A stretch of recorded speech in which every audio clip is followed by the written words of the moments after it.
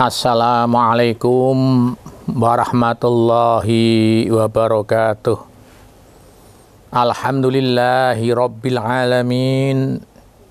Wassalatu wassalamu ala sayyidina Muhammadin sayyidil anbiya'i wal mursalin wa ala alihi wa sahbihi ajma'in. Wala hawla wala quwwata illa billahil aliyyil azim. Sallu ala rasulina Muhammad. Sallu ala tabibi qulubina Muhammad. Sallu ala syafi'i dhunubina Muhammad. Allahumma salli ala Muhammad wa ala ali Muhammad. A'udzu billahi minasyaitonir rajim. Bismillahirrahmanirrahim. Wa'bud rabbaka hatta ya'tiyakal yaqin. Shadaqallahul azim. Wa balagha rasuluhul karim. Wa nahnu ala ma qala khaliquna wa raziquna wa maulana minasyahidina syakirin biqalbin salim. Pemirsa yang berbahagia, pada kesempatan yang baik ini saya berpesan khususnya untuk diri saya sendiri dan pemirsa yang berbahagia agar meningkatkan takwa kepada Allah Subhanahu wa Ta'ala dengan selalu berusaha sungguh-sungguh melaksanakan perintah Allah dan selalu berusaha sungguh-sungguh meninggalkan larangan Allah. Hanya takwalah yang mampu menyelamatkan manusia di dunia dan akhirat. Takwa merupakan sebaik-baik bekal, sebagaimana firman Allah Subhanahu wa Ta'ala dalam surat Al-Baqarah ayat 197. Wa tazawwadu fa inna khairaz zati taqwa wattaquni ya ulil albab, yang artinya wallahu alam bimuradih, dan carilah kamu bekal, sesungguhnya sebaik-baik bekal adalah takwa, dan bertakwalah kepadaku wahai orang-orang yang berakal. Pemirsa yang berbahagia, kita maklumi bahwa hidup ini dikehendaki Allah dengan segala perbedaan. Allah menciptakan makhluk ini berbeda-beda. Tidak ada yang sama. Beda bentuknya, beda sifatnya, beda apa saja. Sebagaimana firman Allah Subhanahu wa Ta'ala dalam surah Al-Hujurat ayat 13. A'udzubillahi minasyaitonir rajim. Ya ayyuhan nasu inna khalaqnakum min dzakari wa unsa wa ja'alnakum syu'uban wa qabaila lita'arafu inna akramakum 'indallahi atqakum innallaha alimun khabir. Kemudian pada surat Ar-Rum ayat 22. Wa min ayatihi khalqus samawati wal ardi wa ihtilafu alsinatikum wa alwanikum inna fi dzalika laayatil lil alimin.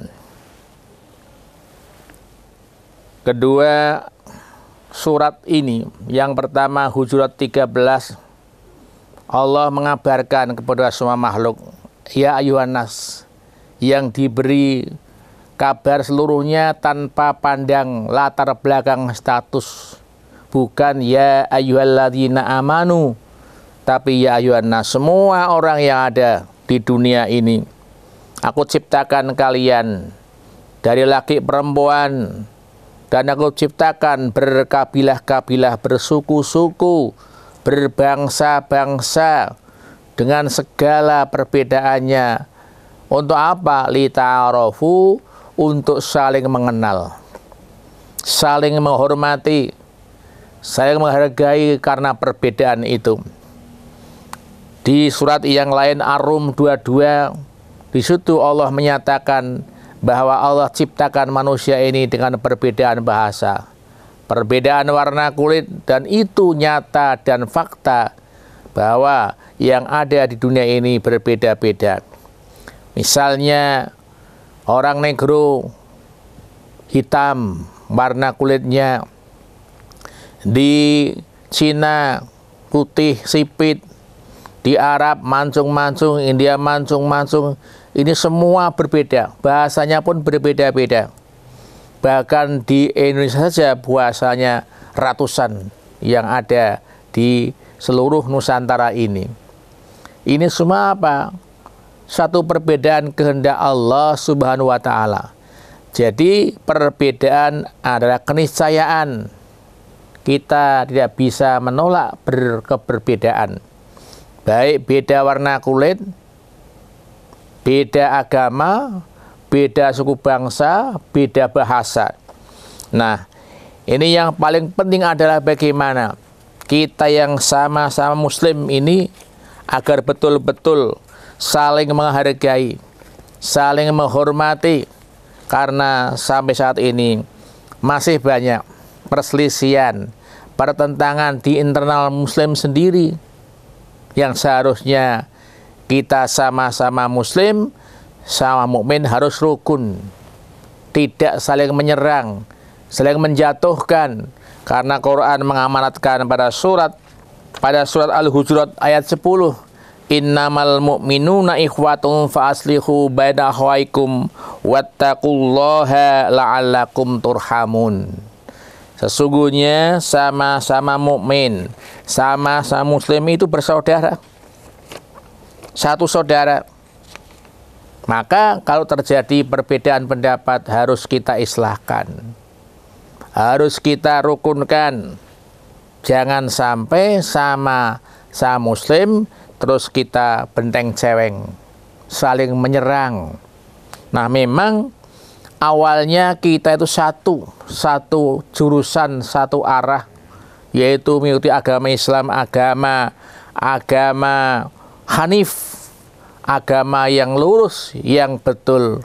Namun kemudian pada faktanya kita berfirqah-firqah. Seperti apa firqah-firqah itu? Jangan kemana-mana pemirsa setelah yang berikut ini.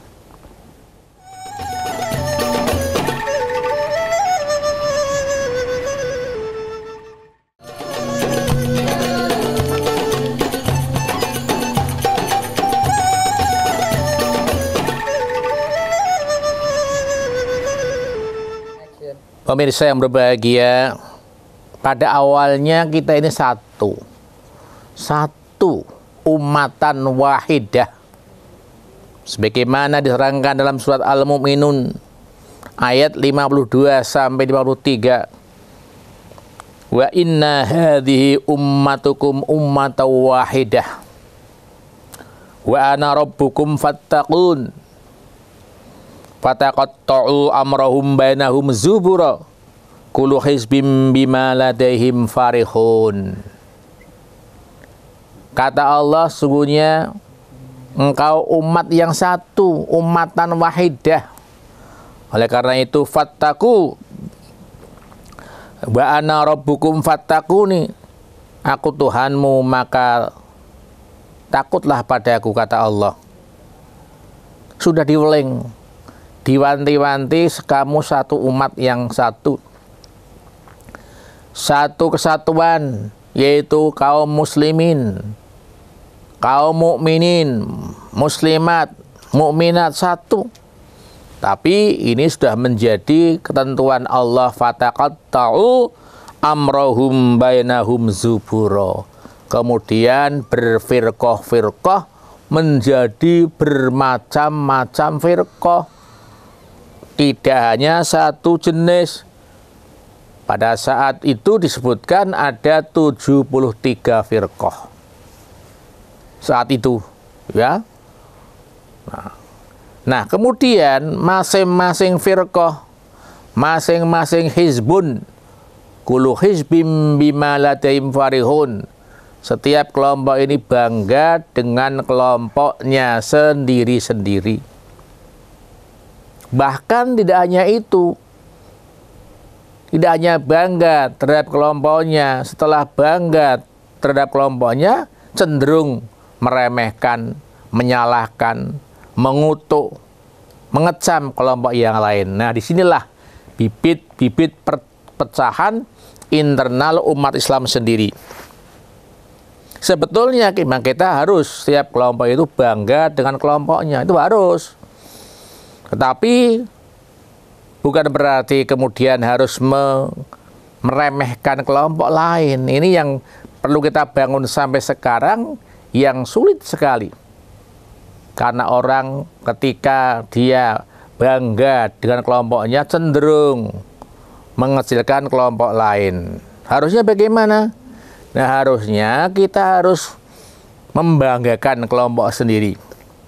Kullu hizbim bima ladaihim farihun, harus itu. Tapi jangan sampai kemudian mengecilkan kelompok lain. Contoh paling sederhana, kita suka baju warna merah misalnya. Ini boleh di apa-apa, itu hak masing-masing. Tetapi kemudian jangan sampai benci kepada warna lain, warna hitam, warna biru, warna hijau. Ini yang menjadi persoalan. Bahkan kita sering mengukur baju orang lain dengan baju kita. Ya tidak pas toh. Kadang kedombron, kadang sesek. Artinya apa?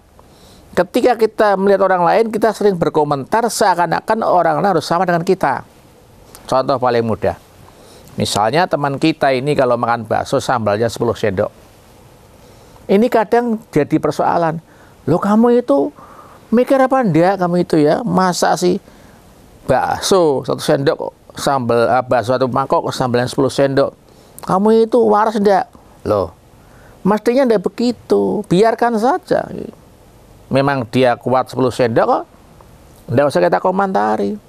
Sering kita lebih enak mengomentari orang lain. Iya kan? Makanya kita harus memahami. Di samping memahami diri sendiri, harus memahami orang lain. Sehingga tidak terkaget-kaget, tidak merasa paling benar sendiri.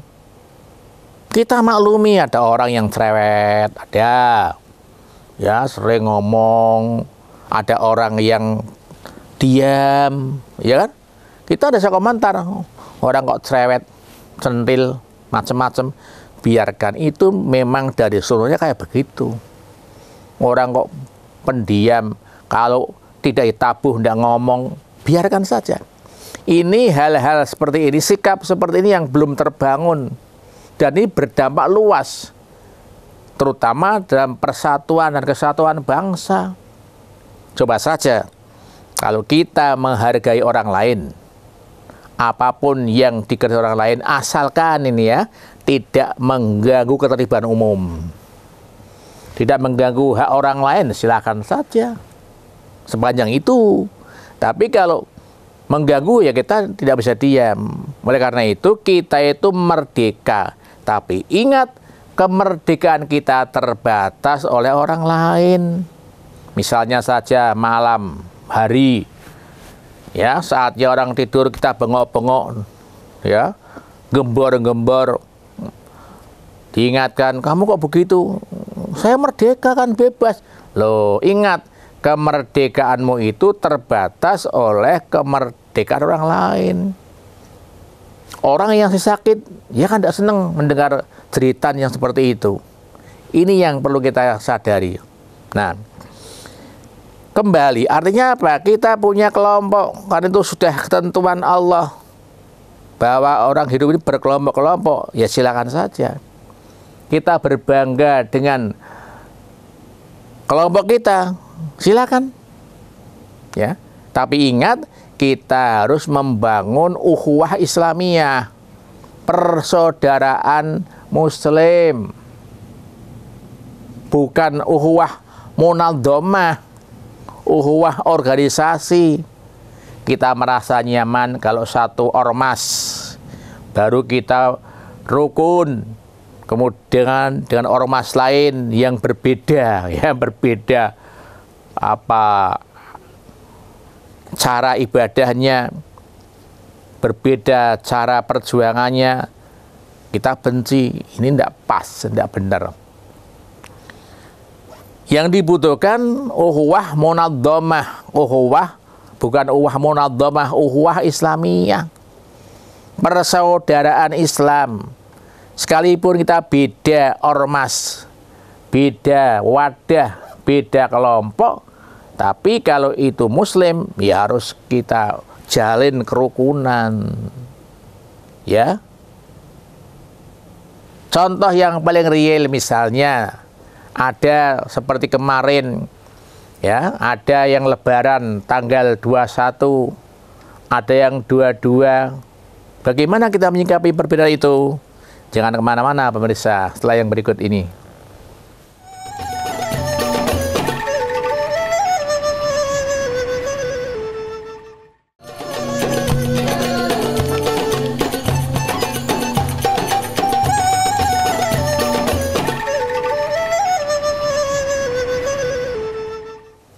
Pemirsa yang berbahagia, jadi perbedaan itu pasti terjadi. Misalnya kemarin di Indonesia ini Lebaran, Idul Fitri tidak hanya satu macam, bermacam-macam. Yang paling menonjol adalah ada yang Idul Fitri tanggal 21, ada yang tanggal 22. Iya kan? Nah, 21 Muslim, 22 Muslim. Nah, ini harus kita bangun. Saling pengertian, tasamuh, toleransi. Tidak perlu kita mencela apa yang 21. Tidak perlu kita mencela yang 22. Tidak perlu kita mencela yang Idul Fitri di lapangan. Tidak perlu kita mencela Idul Fitri yang di masjid musola. Ini dibutuhkan kearifan, kedewasaan beragama. Karena apa? Sama Muslim. Jangan sampai sesama Muslim ini bertikai, ini baru masalah ajaran. Ya kan, misalnya kita kenal bahwa di satu ormas rukun Islam itu 5. Tapi ada ormas Islam yang rukun Islamnya itu 1, syahadat. Nah, di sini dibutuhkan pengertian, dibutuhkan ta'aruf, dibutuhkan apa? Kedewasaan dalam beragama. Nah, dengan demikian kita hidup ini tentram walaupun berbeda-beda. Sebab apa? Perintah Allah berbeda ini bukan untuk diperuncing, tapi justru dengan berbeda ini jangan sampai kita melepaskan kesatuan, yaitu umat Islam. Wa'tasimu bihablillahi jami'an wa la tafarraqu. Sekalipun berbeda-beda, tapi jangan sampai lupa kita berpegang teguh pada tali Allah. Jangan bercerai-berai. Bagaimana solusinya? Berbeda kok bisa tetap rukun. Tadi itu, lita'arafu, menghargai pendapat orang lain. Ini harus terus kita bangun. Jangan sampai kita alergi, tidak mau berbeda. Hidup ini penuh dengan perbedaan. Yang penting bagaimana kita membangun keberbedaan ini menjadi satu kesatuan, menjadi keharmonisan. Nah, alhamdulillah kalau kita melihat perkembangannya sekarang sudah bagus dibanding tahun-tahun dulu, tahun 50-an, tahun 60-an, 70-an. Perbedaan sesama Muslim sangat tajam dipersoalkan. Padahal masing-masing punya dasar, masing-masing punya argumentasi, punya hujah. Nah,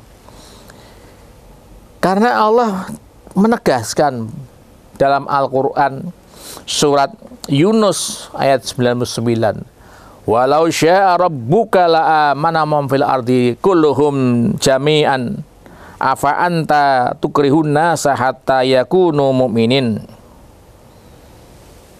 Kalau Allah berkehendak, Tuhanmu berkehendak, walau syaa rabbuka, pasti la'amana man fil ardi kulluhum jami'an, semua orang akan iman satu irama, satu jenis, satu kelompok. Tidak ada ormas Islam ABC, tidak ada satu kelompok. Bahkan tidak ada satu garis Islam semua. Afa anta tukhrun nas hatta yakunu mu'minin. Mengapa kamu memaksakan diri agar mereka menjadi mukmin semua? Kamu memaksakan diri agar semua menjadi satu ormas semua? Tidak mungkin. Tidak mungkin. Kenapa? Perbedaan adalah sebuah keniscayaan. Namun demikian harus diingat bahwa perbedaan itu tidak boleh meninggalkan wa'tasimu bihablillahi jami'an wa la tafarraqu. Berpegang teguhlah pada tali Allah dan jangan berpecah belah. Umat Islam hendaknya menjadi contoh, menjadi suri teladan. Wa ma arsalnakum ila rahmatil alamin. Islam mengayomi, Islam memberi naungan, membuat umat di dunia ini tenang. Jangan sampai justru Islam menjadi kompor, menjadi pembawa perselisihan. Ini bagaimana di dunia ini yang berbeda-beda ini bisa dinaungi Islam, bisa dirahmati Islam. Rahmat itu kasih sayang. Bagaimana Islam memberikan kasih sayang kepada semua penduduk di dunia ini tanpa pandang bulu, tanpa pandang perbedaan bangsa, suku, dan agama. Ini Islam. Nah, oleh karena itu kita harus berusaha semaksimal mungkin menepis perbedaan, lebih mengutamakan kebersamaan. Sebab tadi saya sampaikan, masing-masing punya argumentasi, punya dalil, dan ini kita harus menghormati. Kadang orang tidak seperti itu, menganggap pendapatnya paling benar. Silakan, tidak apa-apa. Kita pendapat saya paling benar, tidak apa-apa. Sepanjang tidak menyalahkan pendapat orang lain. Tapi kalau sudah beranggapan pendapat saya paling baik, yang lain salah, ini yang tidak boleh dikembangbiakkan. Kita masih ingat sih, imam madzhab 4 itu berbeda semua. Cara wudhunya, cara sholatnya, ibadah, semua berbeda. Tapi tidak pernah kemudian saling menyalahkan. Ini sebetulnya a'immatul madzahibil arba'ah ini memberikan contoh teladan yang luar biasa. Imam Syafi'i, Imam Maliki, Imam Hanafi, Imam Hambali, itu semua berbeda. Pendapatnya berbeda dalam hal ibadah. Tapi tidak pernah masing-masing merasa paling hebat. Tidak ada itu. Justru kita yang bukan imam, bukan imam madzhab merasa paling hebat. Imam madzhab saja tidak merasa bangga dengan pendapatnya sendiri. Nah, kita itu apa sih? Ya, kalau kita bandingkan beliau para ulama, kita bukan apa-apa. Kita misalnya sarjana, magister, doktor, itu kan kita kan ilmunya hanya nyaplok sini ya. Oleh karena itu kita tidak perlu berbangga. Harusnya bagaimana agar kita hidup ini bahagia? Jangan kemana-mana pemirsa, setelah yang berikut ini.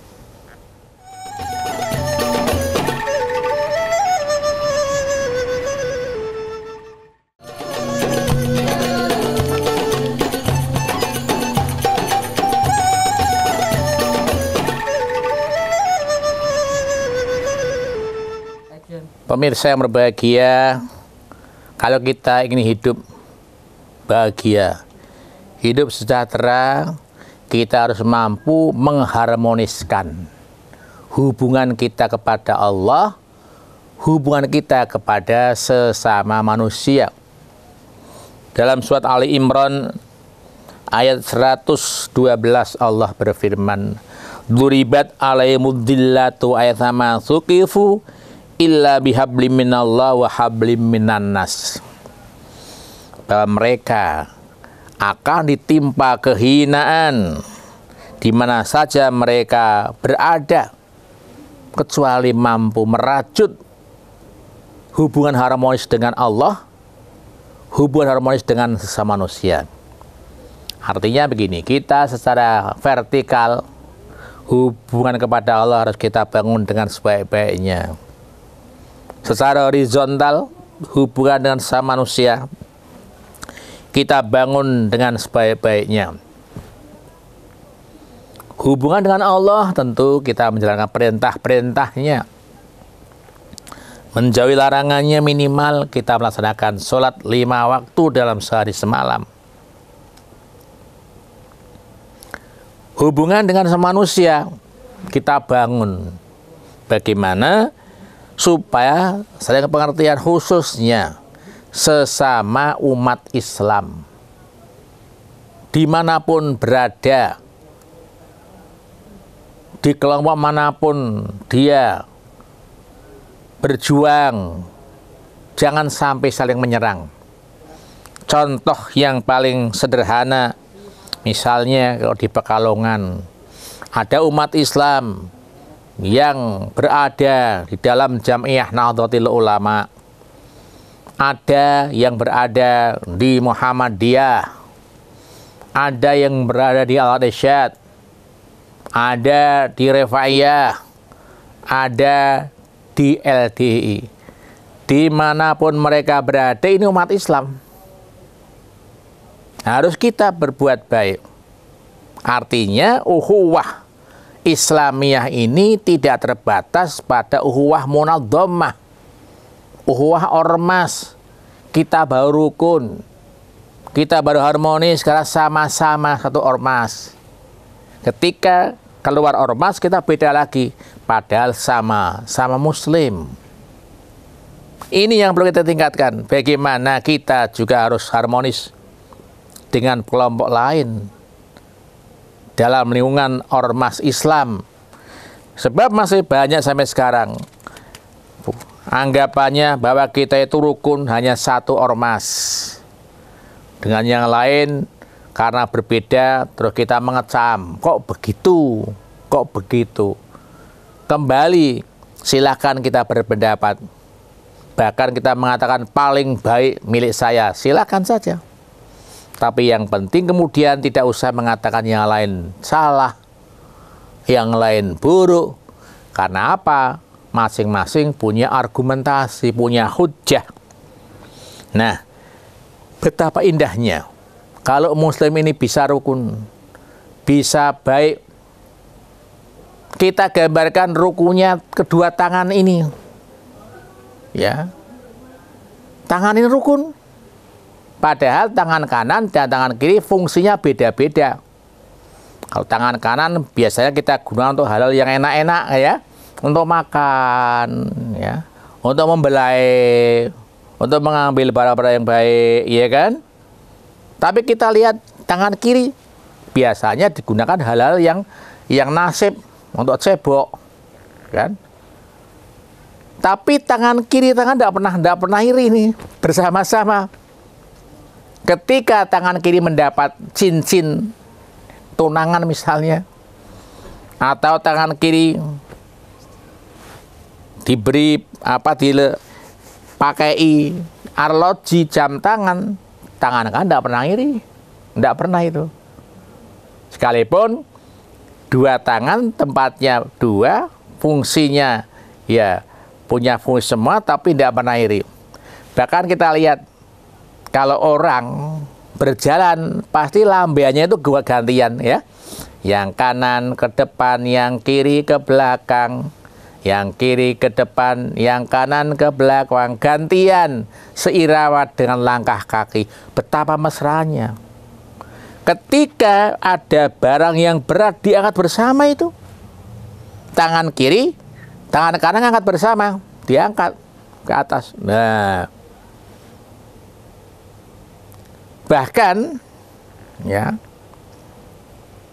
ketika merasa bahagia bersedekap, tangan kanan bertemu tangan kiri, pelukan sedekapan, merasakan kehangatan bersama. Wah, luar biasa ya. Tangan kanan, tangan kiri ini bersatu walaupun beda fungsi, tidak pernah iri. Protes tangan kanan, saya kan kanan, mulia, kenapa jam tangan dipakai di tangan kiri, cincin tunangan di jari kelingking kiri? Tidak seperti itu, bersama-sama. Bahkan ketika tangan kiri, tangan kanan sakit, saya membantu. Dan terakhir, jangan sampai jadi kedua telinga. Tempatnya luhur di kepala, tapi tidak pernah bersatu. Telinga kanan nengok kiri, telinga kiri nengok kanan. Ya, itu apa itu rebutan tengok-tengokan, ada suara balapan ingin mendapatkan. Ya, jangan sampai jadi telinga. Jadilah seperti dua tangan dan jangan sampai jadi seperti dua telinga. Demikian sekelumit dengan pitutur. Segala khilaf dan salah saya beristighfar kepada Allah. Astaghfirullahaladzim. Pada pemirsa berbahagia, saya menyampaikan afu minkum, mohon maaf. Mudah-mudahan bermanfaat walaupun setipis kelamat. Bismillahirrahmanirrahim. Alhamdulillahirabbil alamin. Wassalatu wassalamu ala Muhammadin. Allahumma sholli ala yadil bahai wal jalali bukrata wa asila. Allahumma kama khassastana bi kitabikal karim wa hadaitana ila siratikal mustaqim ahli bihi minna jami'a ma fasada wa tahhir bihi minna ma dhuharabatan. Allahumma asrah bil qur'anil azim sudurana wa yassir bihi umurana wa adim bihi ujurana wa hasin bi akhlaqana wa wasi' bi arzaqana wa nawir bihi qulubana. Allahumma inna nas'aluka salamah wal afiyah wal barakah wan najah wasihah wal istiqamah wasa'adah wasyahadah wasah wal mu'afatad daimah fid din wad dunya wal akhirah. Rabbana atina fid dunya hasanah wa fil akhirati hasanah wa qina adzabannar. Subhana rabbika rabbil izzati amma yasifun wa salamun alal mursalin walhamdulillahi rabbil alamin. Alafu minkum. Wassalamualaikum warahmatullahi wabarakatuh.